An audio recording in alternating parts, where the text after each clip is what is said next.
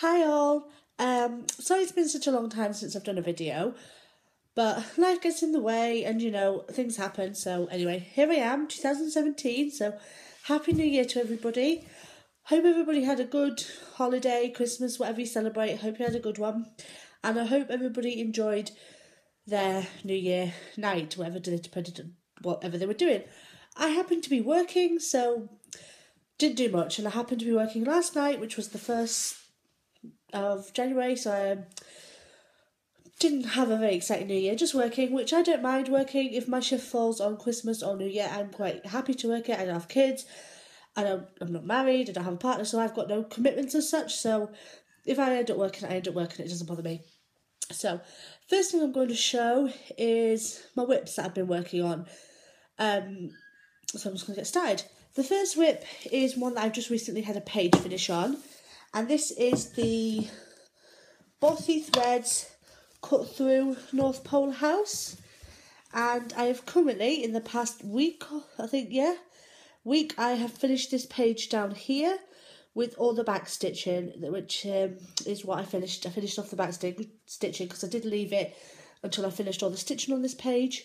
So I think what I back stitched is these skis here and the snail, the reindeer, all of this part, and all the whatever this is called, like snow outline, and the fish, as well as managing to do some French knots, which I'm not the best at, but I still have a go. And there's some French knots down here as the fish's eyes, so I'm quite pleased. I've got this half complete now, so I've moved it on to, I did have it on a 9x9 key snap, but I've moved it on to 11x17 to try and finish this half, which is something I want to set as one of my goals for 2017, but I will put that in another video, I think. The next whip I'm going to show is my Once Upon a Time sampler by Frosted Pumpkin Stitchery. Hopefully you can see the bottom half here. Now I believe in my last video I was either working on July or August, but as you can see now, both of these months are complete. So we have Thumbelina in July and the Musicians of Bremen, I hope I'm saying that right, as August. September's block is Rapunzel, who does still need a mouth, but I'll just stitch that in after I've stitched this December block down here. So the next row we have Cinderella as October, and Little Red Riding Hood as November. So both of those blocks are fully complete. And the last block I will be stitching is December, which is Hansel and Gretel. So I've just got the rest of the house to stitch, and I've got Hansel and Gretel characters, and then I've just got the December name, like month name, to stitch down here, which I will be stitching, because as there's a theme here, I've changed the month names in each of the blocks. So for the September one, I've decided to do it in a Jodie Designs thread called Christmas Twinkle. So this is what it looks like. It's pretty true to colour. So it's number 215, for anybody that's interested, by Jodie Designs. It is just the cotton thread. So that is what I'll be stitching the December in, because I thought, well, Christmas is in December, and I wanted something with Christmas in the title for the final block of the Once Upon a Time sampler, which I'm hoping will be finished within the next few days. The next whip I've had, I believe, quite a lot of progress on since my last video is the Box of Delights from Blackwork Journey by Liz Almond. I'm just trying to think what I've completed since I last showed. I know I've done or finished off all the background or the outer boxes and put in all these centre motifs, which I've chosen to turn into like Algerian islets, I believe they're called. Hopefully you can see that. What else? I think last time I did a video I was on this block here, so I've stitched this block down here. I am keeping a list of the Jodrey Designs threads I'm using in this pattern because I'm doing them all in Jodrey Designs thread. Everything in this is a Jodrey Designs, including, well, apart from these motifs in the middle, they could just be a plain DMC. I'm not sure which number now because I just picked blue out randomly that I thought would tie it all in together. But when I finish this, I will go through it as a finished video, and for anybody that's interested, I will put the names or say the names of each of these colours in that video so people can see what I've done or what colours I chose. There's not really a theme to these colours. I just picked colours that I liked or that really called to me. So that's the box of delights. The next whip I've had a small amount of progress on, just move the chart off the pattern, is my Coffee Shop Cafe by the Twilight of Stanford. I have been working on this quite a bit. So what I believe I've done is, I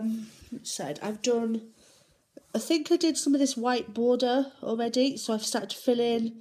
I filled in these 3 windows with the flowers, and I've done the background and started working my way down here.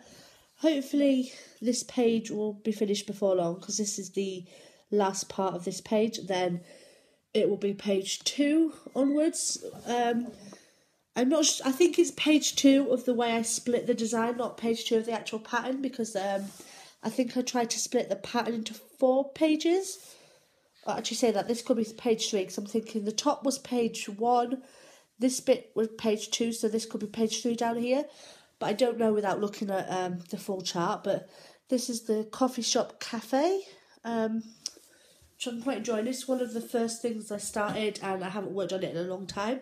So this year I've managed to get even that little bit of progress. Is still progress in the right direction. What shall I show you next?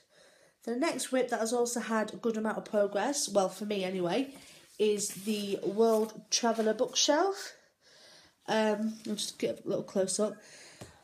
Now this is the one I decided to do the Hage challenge on, the first Hage challenge, where you had to stitch 10 blocks in a diagonal pattern, and I was really struggling to get back into working this chart after doing this, because as you can see I parked and I front-tailed or finished on the front, so I ended up with lots and lots of threads on the front of here, and I just did not know where to start stitching on it. But what I decided to do is I would go in rows and just stitch a 10 by 10 block until I get down to here and this row is done, so that the challenge is done with and it's mixed in with all my other stitches, and then I will go back to doing columns, or I might continue doing rows, I'm not sure yet. But I managed to get the first 2 rows done, so I'm quite happy with that progress.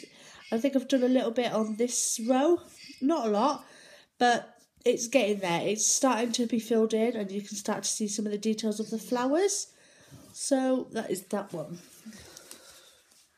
So I think the final whip I have to show is, where is it?